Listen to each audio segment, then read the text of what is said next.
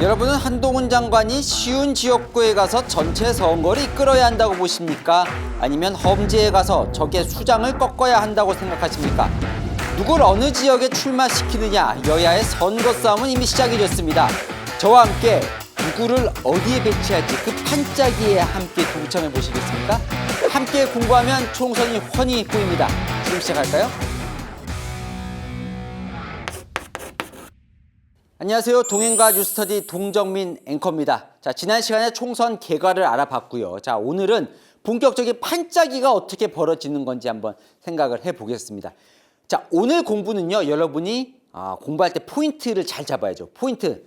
여러분이 대통령이라면, 혹은 여러분이 국민의힘, 혹은 민주당의 공천심사위원장이라면, 자, 여러분은 어떤 선택을 할 건지를 딱 생각하면서 한번 이입해서 오늘 공부 함께 해보시면 어떨까 합니다. 자, 2024년 4월 10일 국회의원 선거 핵심은 공천입니다. 자, 국민의힘, 민주당 어떤 후보를 어느 지역구에 배치할 것이냐, 쫙 핵심 인물들, 오늘 이야기 나눌 인물들을 쫙 붙여 놓았습니다. 자, 뭐 익숙한 얼굴도 있고 조금 낯선 얼굴도 있으실 수 있을 텐데요. 자, 아까 제가 말씀드렸죠. 여러분이 공천위원장이라면 그 마음 가지고 시작해 보겠습니다. 자, 이 두 사람부터 시작해 보겠습니다. 한동훈 법무부 장관과 원희룡 국토부 장관. 여러분이 대통령이라면 이 두 사람 국회의원 총선에 내보내겠습니까?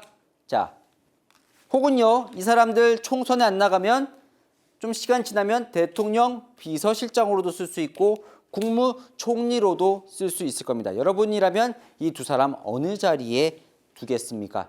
자, 대통령 비서실장으로 이 두 사람 가능성은 크게 높아 보이지는 않습니다. 비서실장이라는 건 워낙 대통령 밑에서 얼굴을 드러내지 않고 그야말로 살림살이 하는 곳이잖아요. 대통령 비서실장이라는 자리가 너무 부각이 되면, 용산 대통령실이 너무 부각이 돼버리면 다른 내각들이 죽어버리거든요. 장관들이 힘이 빠지고, 그건 상당히 우리나라 여론에도 좋지 않고 실제로 국가적으로도 그렇게 좋지는 않은 거니까요. 자, 그렇다면 특히나 이 두 사람은요, 가장 강점이 뭐예요? 대중성이잖아요. 그죠? 많은 국민들에게 얼굴이 알려진, 인지도가 높고 또 말도 잘하고, 그러다 보니까 국회의원으로 나와달라는 요구가 이제 당에서 나오는 건데, 대통령 입장에서도 내년 총선의 중요도를 아마 누구보다 잘 알고 있을 겁니다. 내년 총선에서 지면 바로 윤석열 정부 임기가 많이 남았지만 힘이 빠질 거다. 이미 대통령실에서는 공무원들이 말을 안 들을 거다. 뭐 이런 얘기도 나오거든요. 그 고민 속에서 이 두 사람이, 특히나 원희룡 장관은 뭐 더 출마 가능성이 높아 보이는데, 이 두 사람이 국회의원으로 출마를 해요. 뭐 이준석 전 대표 이런 얘기도 했죠. 하나 붙여볼까요? 국민의힘은 선거 총선 앞두고 원희룡 비상대책위원장 체제로 갈 거다. 결국 이 두 사람을 어떻게든 활용할 거다. 뭐 이런 얘기죠. 그럼 이 두 사람은 여러분이 공천심사위원장이라면서요. 자, 두 가지 선택지가 있습니다. 두 가지 선택지. 하나는 텃밭. 그러니까 텃밭이라는 건 뭐냐면 쉬운 지역구예요. 그죠? 뭐 예를 들어 영남, 그죠? 뭐 대구, 상대적으로 쉬우니까요. 아니면 서울이라면 강남, 아니면 극단적으로 비례대표를 줄 수도 있겠죠. 쉬운 지역구를 주는 거예요. 왜 쉬운 지역구를 주느냐?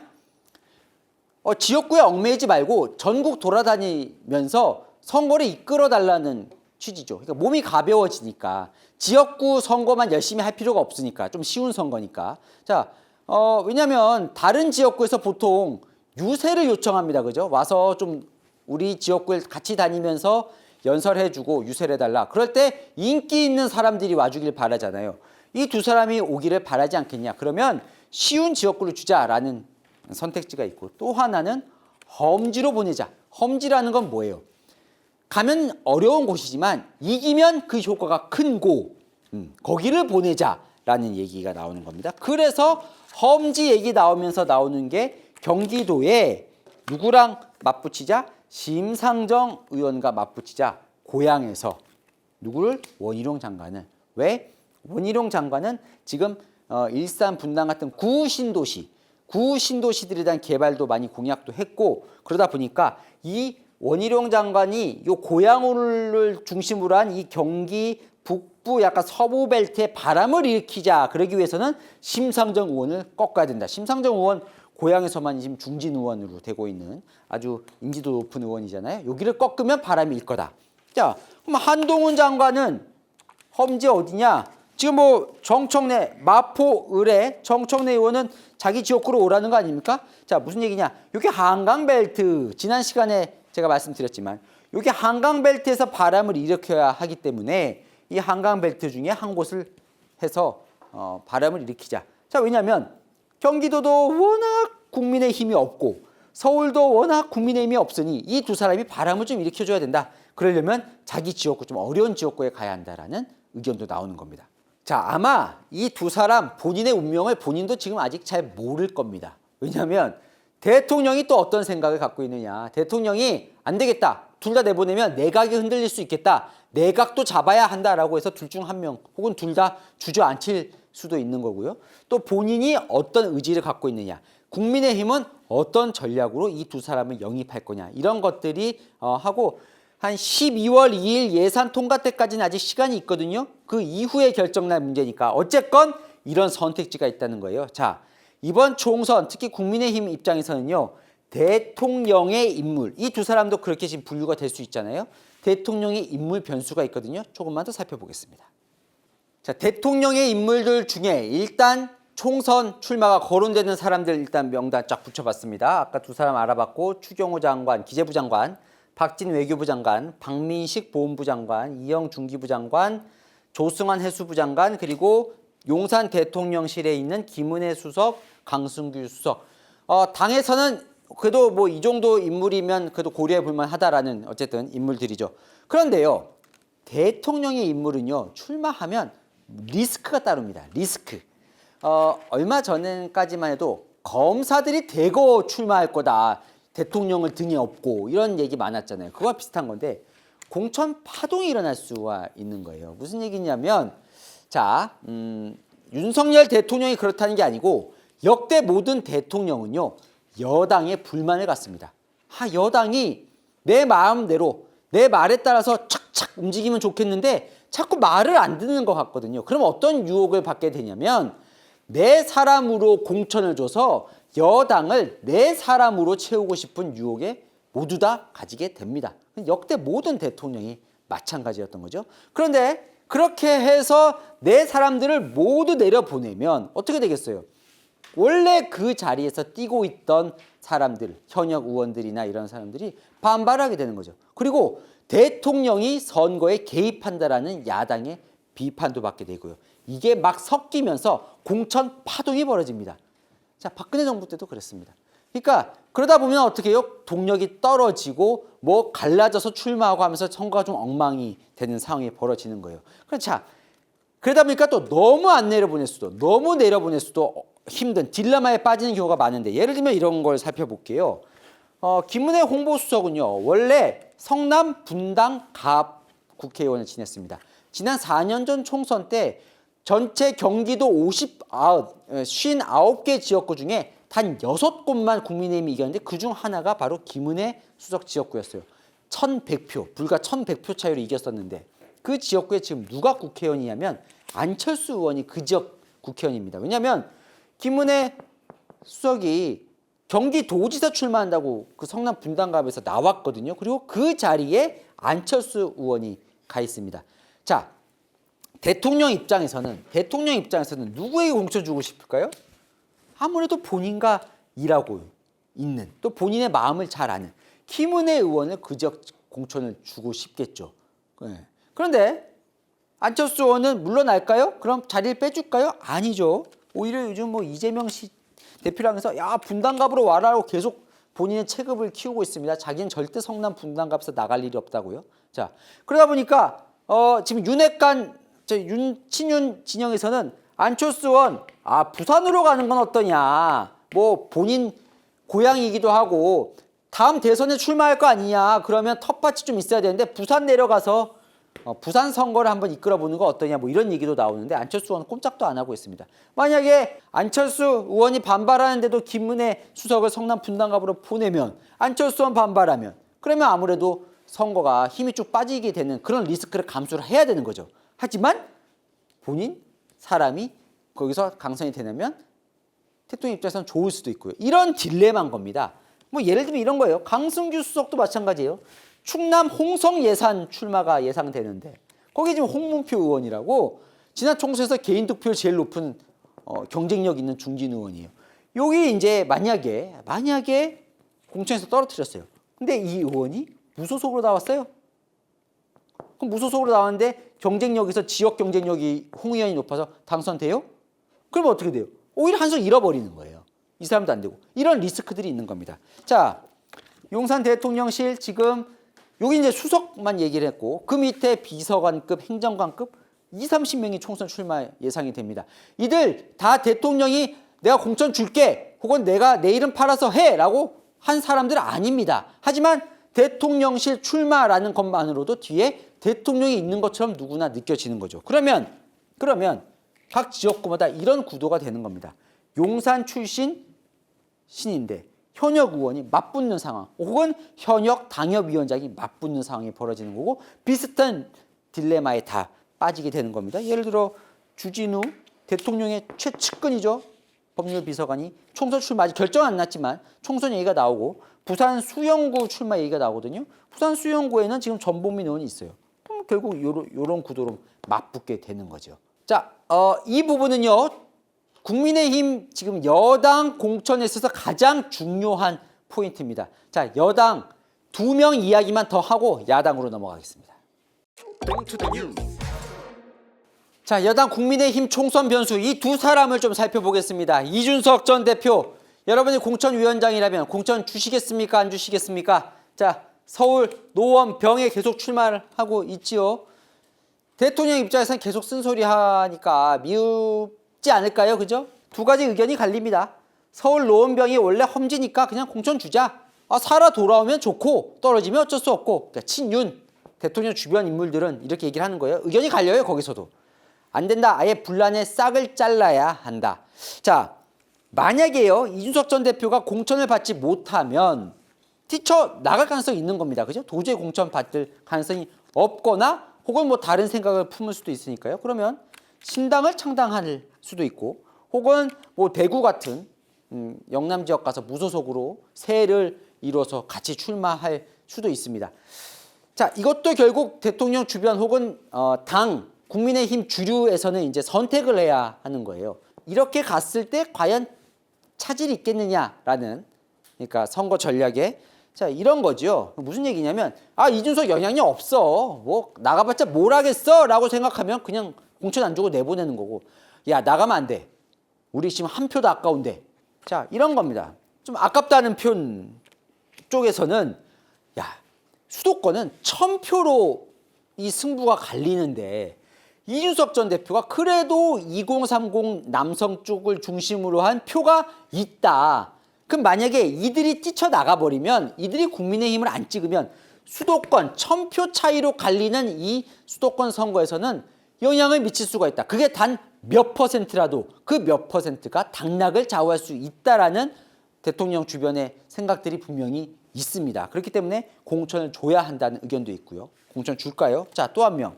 최경환 전 장관. 자, 차타공인 친박 좌장이죠. 물론 박근혜 전 대통령은 최근 인터뷰에서 정치적으로 이제 친박은 없다. 친박은 과거 얘기고 과거의 인연으로 끝나야 한다. 내일은 팔지 마라 라고 얘기를 하고 있지만 박근혜 전 대통령이 지금 대구에 있고 또 박근혜 전 대통령이 보수에서는 어느 정도 영향력이 있고 그러면 최경환 전 장관은 실제로 출마할 마음이 있고 그러면 최경환 전 장관 여러분이 국민의힘 공천위원장이라면 공천 주시겠습니까? 자, 지역 여론에 따르면 지역에서 경쟁력이 있는 걸로 나옵니다. 지역에서 최경환 전 장관이 무소속으로 출마를 하더라도 현역 윤두현 의원보다 앞서는 것으로 나오고 또 한 명 있어요. 우병우 수석 기억나십니까? 탄핵 국면에서 논란이 됐던 우병우 전 청와대 민정수석도 경북 영주 영양 봉화 울진 이쪽 고향인데 상당히 경쟁력이 있는 지금 결과가 나오고 있죠. 최경환 전 장관은요 이미 경북 경산에 이렇게 이번 추석 때 현수막도 붙여 놨습니다. 그러니까 출마하겠다라는 생각을 갖고 있는 거죠. 자, 공천 주시겠습니까? 안 주시겠습니까? 박근혜 대통령과 보수 대통합을 생각하면 공천 주는 게 맞겠죠. 하지만 또 반론에서는 자, 친박 의원 또 공천 주면 옛날 생각하게 해서 수도권 민심에는 안 좋다라는 반박도 있는데 그 선택 나름이죠. 그죠? 그렇게 해서 만약에 무소속으로 나와서 나 공천 못 받으니까 무소속으로 나와서 바람을 일으켜버리면 영남에서 또 의석수를 까먹게 되는 거예요. 국민의힘 입장에서는. 자, 그거를 감수하고 안 줄 거냐. 이것 역시 이번 총선 공천의 여당의 변수가 될 겁니다. 자, 야당 갑니다. 자, 공천에서 더 머리가 아픈 건 민주당 쪽입니다. 왜냐? 현역 의원이 많거든요. 네, 현역이 165명입니다. 제가 앞서 말씀드렸지만 우리나라 국민들이 국회의원 잘 좋아하지 않습니다. 그죠? 그래서 늘 현역 의원 바꿔야 된다. 바꿔. 모든 총선 때마다 빠지지 않게 바꿉니다. 자, 현역 165명. 그대로 가면 개혁 공천이 안 돼요. 그죠? 물갈이를 해야 합니다. 근데 물갈이를 하기 위해서 탈락시키면 이 사람들은 그런데 인지도가 높아요. 인지도가. 그래서 뭐냐면 경선에 붙이면 이들이 되는 거예요. 또 현역 의원들이. 그런데 민주당은 또 하나의 고민이 있죠. 통합과도 연결이 되는 건데 무슨 얘기냐면 지난 총선 공천이 누가 많이 받았습니까? 문재인 대통령 쪽, 친문 쪽이 공천을 많이 받았습니다. 현역 의원 상당수가 지금 친문 쪽 출신이에요. 자, 그런데 내년 총선 공천은 누가 하죠? 이재명 대표가 해요. 자, 지금도 논란이 되고 있지만 이번에 체포동의안 가결되는 걸 보면서 더 뼈저리게 느꼈을 겁니다. 아마 친명계 쪽에서는 자, 공천 잘해야겠구나. 우리 쪽으로 해야겠구나 생각했겠죠. 세 가지 분류가 있습니다. 민주당은요. 친명계 의원이 있고 비명계 의원이 있고 주로 친명계 신인이 있습니다. 무슨 말이에요? 친명계 의원은 이제 공천받을 가능성이 좀 높다고 봐야겠죠. 비명계 의원 여기가 많은데 여기 지금 불안해하는 거죠. 이제 공천 잘릴까 봐.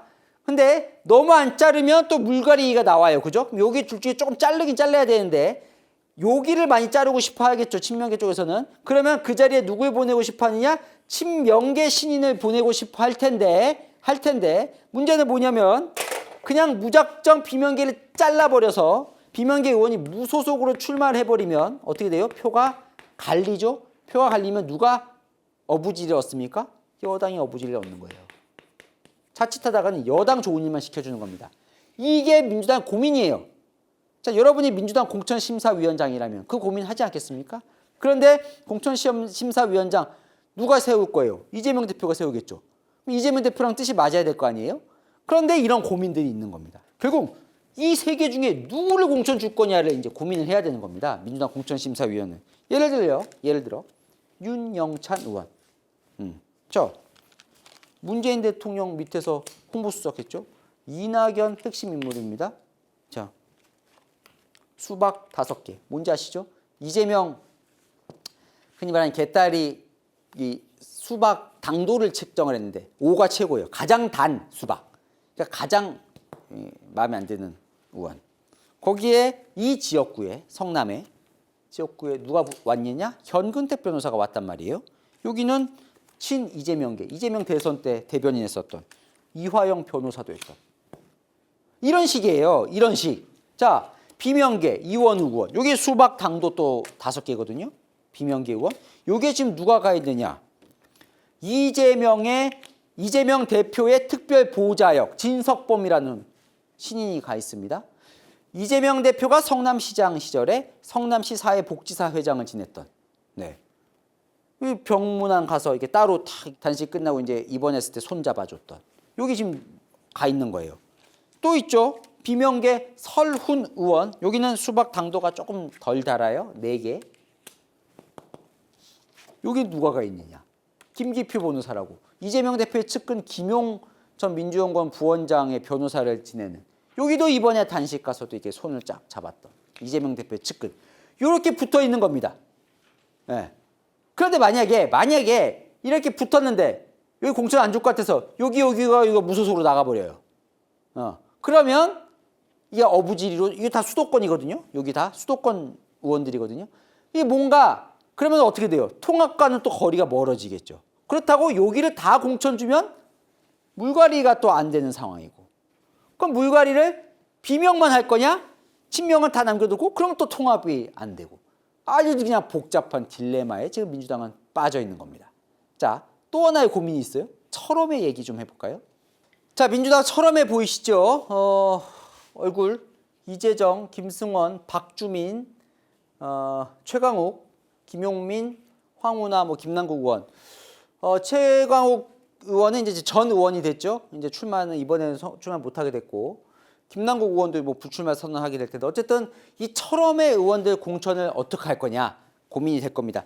자, 여기 또 한 명 빠진 사람이 있는데 김의겸 의원도 철험인데 김의겸 의원 지금 어디가 있습니까? 전북 군산 내려갔어요. 출마하려고. 거기에 지금 김의겸 의원은 비례대표잖아요. 비례. 근데 그러니까 자기 그 지역구인 신영대 의원은 비명계거든요. 그 지역구로 지금 전북 군산으로 내려가서 이제 붙을 예정입니다. 그러면 두 사람 중에 누구를 공천을 줘야 되는 거냐? 이 사람들 다 공천 줄 거냐 하는 또 민주당 고민이 있을 겁니다. 왜냐하면 이들은 지지층은 좋아해요. 근데 중도에서는 좀 인기가 없을 수 있거든요. 그러니까 지난번에 압승할 때 쫙 다 됐는데 이들이 워낙 이제 강성 목소리를 많이 내다 보니까 중도 쪽에서는 이들 때문에 표가 가기 어렵다라는 얘기도 나올 수 있는 겁니다. 대표적인 게 이거였어요. 지지난 총선 때 민주당의 김종인 비대위원장, 문재인 당시 대표가 김종인 비대위원장으로 이제 세워서 공천했을 때 끝까지 정청래 의원 공천 안 줬죠. 왜? 중도층이 떨어진다고. 지지층만 보고 정치한다고. 그 공천 못 받았었습니다. 예전에 정청래 의원이요. 이런 겁니다. 자, 대표적인 인물이 바로 이 인물이죠. 이 인물. 조국 전 장관. 공천 줄 거냐? 공천 줄 거냐? 아니면 이런 얘기도 나와요. 민주당의 비례대표용 신당에 내보내면 비례대표로는 되지 않겠냐? 자, 여러분이면 이 조국 전 장관 어떻게 하겠습니까? 지지층에는 좋아하지만 중도층은 떨어져 나갈 수 있는. 또 조국 사태야? 얘기할 거 아니겠습니까? 중도층에서는 또 조국이야.